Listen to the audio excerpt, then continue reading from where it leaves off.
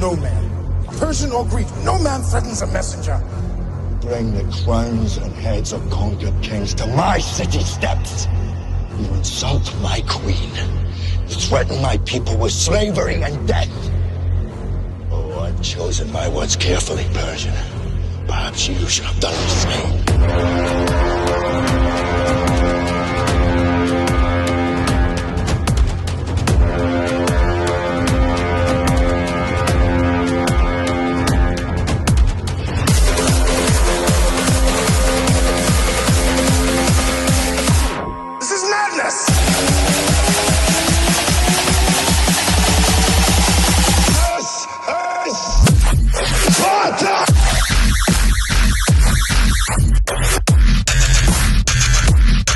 Madman.